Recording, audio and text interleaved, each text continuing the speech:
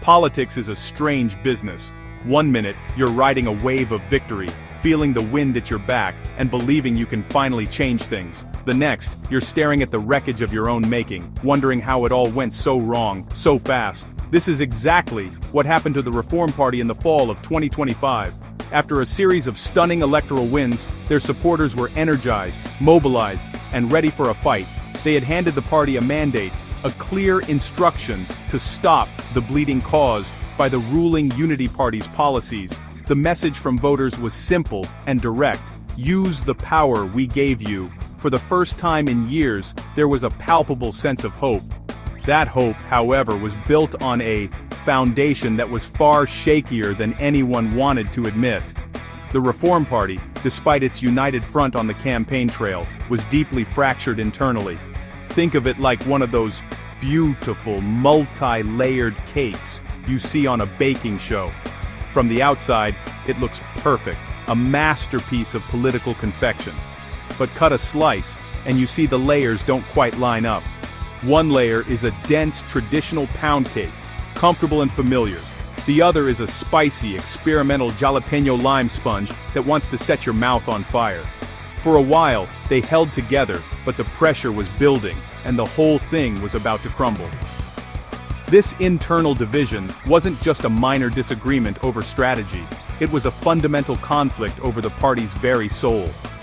On one side, you had the established leadership, the seasoned veterans who had been in Washington for decades. They believed in incremental change, backroom deals, and the delicate art of compromise. They saw politics as a long game, a marathon where you conserve your energy.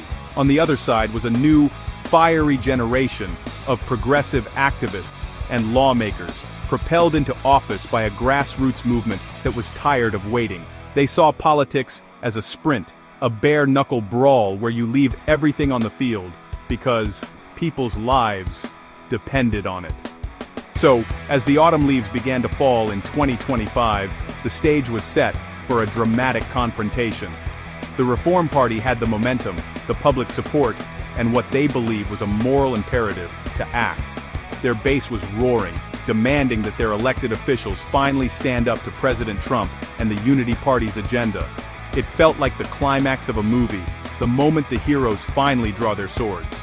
The problem was, not all the heroes agreed on how to fight, or even if they should be fighting at all, and that hesitation, that fundamental disagreement, was the spark that would soon set their victory parade on fire, leaving everyone choking on the smoke. The fuse was lit on October 1st, 2025. With the government's funding set to expire, the Reform Party made a bold, high-stakes gamble. They initiated a government shutdown. Now, shutting down the government is often seen as the political equivalent of throwing a toddler-level tantrum in the middle of a supermarket. It's messy, it's loud, and everyone around you just wishes you'd stop. But this time, the stakes were astronomically high. The shutdown wasn't about some obscure budget line item or a fight over naming a post office. It was a direct response to the Unity Party's plan to pass devastating cuts to the nation's healthcare system. This was a red line, and the Reform Party drew it in thick permanent marker. The fight was centered on the Unity Party's proposal to slash $880 billion from Medicaid and completely eliminate the Affordable Care Act's tax credits, which help millions of Americans afford health insurance. For the Reform Party and its supporters, this wasn't just a bad policy, it was a humanitarian crisis in the making. They argued that these cuts would strip coverage from over 15 million people and lead to an estimated 50,000 preventable deaths each year. This wasn't a negotiation, it was a hostage situation where the hostages were ordinary families, seniors, and sick people. The shutdown was their emergency brake, a desperate attempt to stop the train before it went over the cliff. The Unity Party, led by President Trump, dug in their heels. They framed the shutdown as an example of Reform Party extremism, accusing them of holding the government hostage to protect a failing healthcare system. They were confident that the public would eventually tire of the disruptions and blame the party that pulled the trigger. They underestimated the public's anger. The shutdown dragged on, becoming one of the longest in modern American history. For 41 days, federal agencies were shuttered, national parks were closed, and the machinery of government ground to a halt. The economic pain began to radiate outwards, touching every corner of the country. As days turned into weeks, the shutdown stopped being an abstract political battle in Washington and became a real, tangible crisis for millions. Air travel was disrupted as air traffic controllers worked without pay. Federal workers were furloughed, unsure of how they would pay their mortgages or buy groceries. And most critically, the shutdown jeopardized essential services that the most vulnerable Americans rely on to survive. The standoff wasn't just a test of political wills, it was a test of how much pain the country could endure and who would be forced to bear the brunt of it. The answer, as always, was the people who could least afford it. In the high-stakes game of political chicken, public opinion is the ultimate scoreboard, and on this, the numbers were overwhelmingly clear. The public was on the Reform Party's side. Poll after poll showed that a strong majority of Americans blamed President Trump and the Unity Party for the shutdown and supported the Reform Party's goal of protecting healthcare. This wasn't a quiet, passive agreement, it was a loud, sustained roar of public anger. People saw the healthcare cuts for what they were, a direct attack on their well-being, and they were furious. The Unity Party had expected the public to blame the instigators of the shutdown, but instead, people blamed the party that had made the shutdown necessary. This support wasn't just visible in polling data, it was visible on the streets. Across the country, massive protests erupted. Activists, union members, healthcare workers, and ordinary citizens took to the streets to demand an end to the crisis. They rallied outside the offices of Unity Party senators, held vigils at the Capitol, and shared their stories on social media, putting a human face to the cold, hard numbers of the proposed cuts. These weren't the usual suspects of political activism.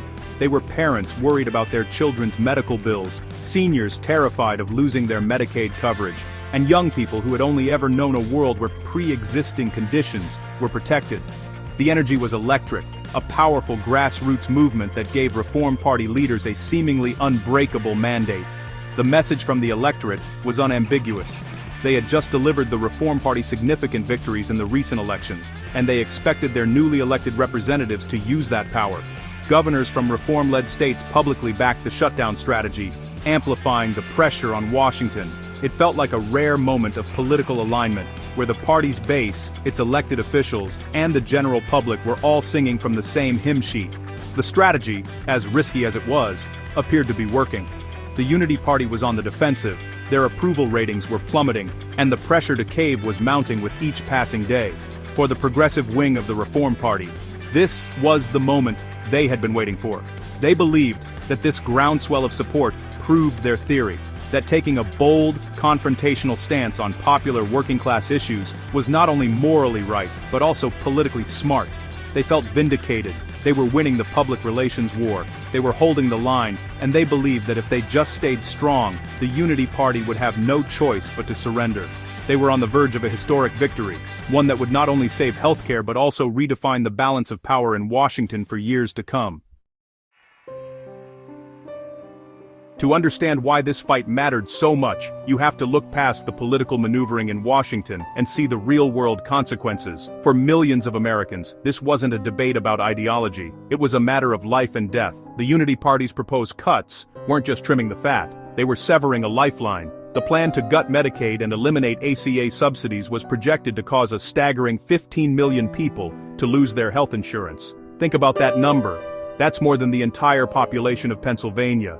Each one of those 15 million people has a story, a family, and a future that was suddenly thrown into jeopardy. Let's talk specifics.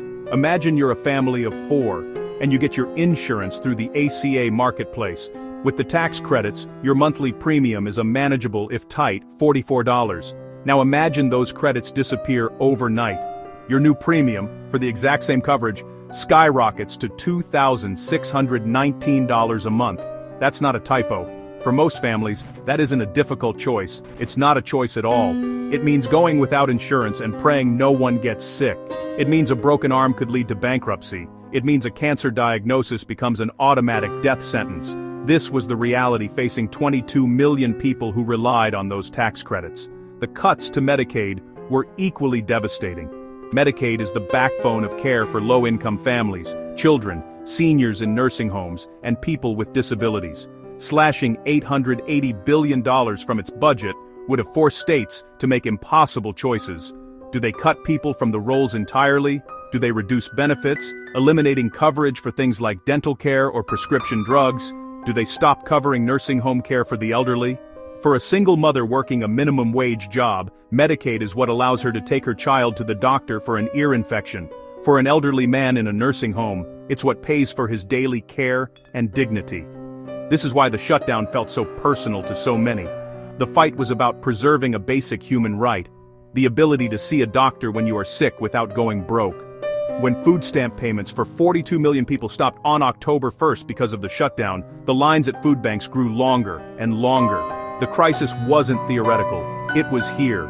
People were scared, and they were angry. They had entrusted the Reform Party with the power to protect them from this exact scenario. They were holding up their end of the bargain by protesting and making their voices heard. They just needed their leaders to hold the line. While the Reform Party presented a unified front to the public, behind closed doors, a civil war was brewing. The party was split into two deeply entrenched factions, each with a fundamentally different vision for the party's future. On one side stood the establishment leadership, or the old guard. These were the career politicians, the committee chairs, the former governors, people like Senators Dick Durbin and Tim Kaine. They had built their careers on pragmatism, compromise, and maintaining relationships across the aisle. They believed in the institutions of Washington and saw politics as the art of the possible. Their primary goal was to govern, to keep the lights on, and to avoid chaos at all costs. This old guard was deeply uncomfortable with the shutdown strategy from the very beginning. They saw it as a reckless, dangerous tactic that threatened to inflict real pain on their constituents and damage the economy. They were risk-averse, haunted by past political battles where they felt their party had overplayed its hand and paid the price. Their thinking was heavily influenced by big-money donors and corporate interests who prized stability above all else. To them, a messy, prolonged fight, even for a noble cause, was bad for business and bad for politics. They were searching for an off-ramp, a way to declare a modest victory and get back to what they considered normal. On the other side was the progressive grassroots movement, a new wave of activists and politicians who viewed the old guard's approach as timid and outdated. People like Senator Bernie Sanders and Representative Ro Khanna were the figureheads of this faction. They believed that the old rules of Washington were broken and that trying to find common ground with the Unity Party was a fool's errand. They argued that the only way to win was to be confrontational, to mobilize the working class, and to wage an unapologetic fight for progressive values. They saw the shutdown not as a crisis to be avoided, but as a powerful tool to be wielded. This new wave drew its power, not from corporate donors, but from a mobilized base of voters, unions, and advocacy groups who were fed up with incrementalism. They saw the public's overwhelming support for the shutdown as proof that their strategy was working. For them, backing down would be a catastrophic betrayal of the people who had elected them. This wasn't just a disagreement over tactics. It was a clash of worldviews. The old guard saw the shutdown as a fire that needed to be put out. The new wave saw it as a crucible that would forge a stronger, more resilient party. The tension between these two factions had been simmering for years, but the 41-day shutdown brought it to a boiling point. On the 41st day of the shutdown, the dam finally broke. The Unity Party, seeing the cracks forming in the Reform Party's wall, forced a vote to end the standoff. All eyes were on the Senate. To pass the funding bill and end the shutdown, the Unity Party needed 60 votes, which meant they had to peel off at least 8 members of the Reform Caucus. The progressive wing was confident they would hold the line. They had the public on their side. The momentum was with them, and the moral high ground was theirs. But the old guard had reached its breaking point. In a stunning turn of events, 8 reform-aligned senators crossed the aisle and voted with the Unity Party.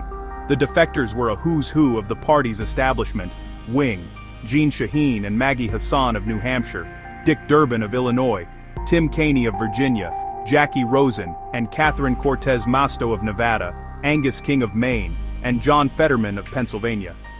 Their reasons were varied, but they all centered on a common theme: the immediate pain of the shutdown had become too much to bear. They were former governors and senators from states heavily impacted by the crisis. They argued that they could no longer watch their constituents suffer while Washington played political games. They were done holding the government hostage. Senator Tim Kaine, whose state of Virginia is home to countless federal workers, cited the need to prevent more mass layoffs. Senators Rosen and Cortez Masto pointed to the economic devastation in Nevada, a state reliant on tourism and travel, which had been crippled by the shutdown. Senator Dick Durbin, who was retiring, spoke of the urgent need to restore food stamp funding for the 42 million Americans who had been cut off. And Senator John Fetterman, in a sharp rebuke of his party's strategy, declared that the shutdown was a failed tactic that was hurting the very workers and vulnerable groups they were supposed to be protecting. For these 8 senators, the abstract goal of winning a future healthcare battle was outweighed by the concrete suffering happening in the here and now. They had lost faith in the strategy and decided that a bad deal was better than no deal at all. Led by Senator Jeanne Shaheen, they negotiated what they presented as a compromise: a bill to fund the government through January, and a non-binding promise from the Unity Party for a future vote on extending some health insurance subsidies. It was a fig leaf, a token concession designed to give them political cover for their surrender. But for the millions who had been fighting alongside them, it was a profound and unforgivable betrayal. The moment the 60-40 vote came down, the fragile unity of the Reform Party shattered. The deal they had accepted was, to put it mildly, a complete capitulation. They secured 0 meaningful concessions on their central demand to reverse the Unity Party's healthcare cuts. The one win they touted, a promise for a future Senate vote on extending tax credits, was widely seen as worthless. The vote was non-binding and had no chance of passing the Unity-controlled House of Representatives. Senator Bernie Sanders immediately called it meaningless, a political stunt designed to mask a total surrender. The Reform Party had initiated a 41-day shutdown, inflicted economic pain, and held the line, all for nothing. The backlash from the progressive wing was immediate and volcanic. They were stunned, furious, and felt utterly betrayed. After weeks of holding a strong, united front, they had been undercut by their own colleagues. Representative Ro Khanna publicly called for the resignation of the Reform Party's Senate leader, whose authority had been completely destroyed by his failure to keep his caucus in line. California Governor Gavin Newsom, a key ally in the shutdown fight, didn't mince words, calling the deal pathetic. The activists and advocacy groups who had organized the protests and mobilized the public felt like they had been stabbed in the back. The Unity Party and President Trump, meanwhile, were jubilant. They declared a massive victory. They had not only faced down the Reform Party and won, but they had also successfully exposed the deep divisions within their ranks. They had held firm, allowed the Reform Party to tear itself apart, and achieved their goal of ending the shutdown without giving up anything of substance. The narrative was set: the Reform Party was weak, divided, and incapable of wielding power effectively. They talked a big game, but when the pressure was on, they folded. This victory emboldened the Unity Party, reinforcing their belief that they could push their agenda without fear of serious opposition. For the 8 senators who broke ranks, the deal was a pragmatic choice to end the suffering of their constituents. But for the rest of the party, it was a strategic and moral disaster. They had snatched defeat from the jaws of victory.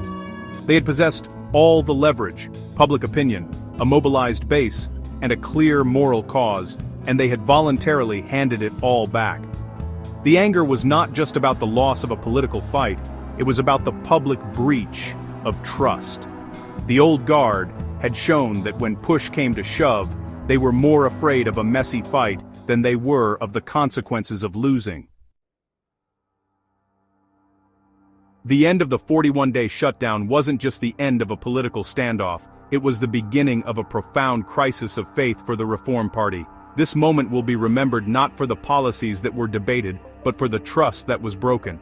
The party now faces a monumental challenge. How do you convince voters to fight for you when you've shown you won't fight for them? The most significant consequence of the deal is the deep disillusionment it created among the party's most energized and loyal supporters. These were the people who made the phone calls, knocked on the doors, and stood at the rallies. They believed in the cause, and they were abandoned at the finish line. This betrayal carries immense risks for the future. The progressive grassroots movement, which had been the engine of the party's recent success, now feels alienated and angry. This could lead to a devastating drop in enthusiasm and turnout in future elections. Why bother showing up if your leaders are just going to cut a deal with the other side anyway? The immediate future will likely see a wave of bitter primary challenges as the progressive wing seeks to replace the old guard, incumbents they now view as obstacles to real change. The civil war that was once simmering behind closed doors is now out in the open, and it threatens to consume the party from within. This moment forces the Reform Party to answer some fundamental questions. Will it continue with the risk-averse, accommodationist strategy of its current leadership? Or will it embrace the more confrontational, working-class-focused politics of its progressive wing? Can the leadership that failed to hold the line possibly regain the trust of its base, or is a complete change in direction and personnel inevitable? The answers to these questions will define the party for the next decade. More importantly, they will determine whether the millions of people who depend on the party to fight for their health care, their wages, and their futures will have a champion in Washington. Ultimately, this story is about more than just a handful of senators in Washington. It's about power, trust, and the promises we expect our leaders to keep. It shows that having public support isn't enough if your leaders lack the courage to use it. It's a harsh lesson for voters and activists everywhere. Electing someone is only the first step. The real fight is making sure they do what they said they would do once they get into office. The fallout from November 2025 will linger for a long time, serving as a painful reminder of what happens when the will to fight disappears at the exact moment it's needed most.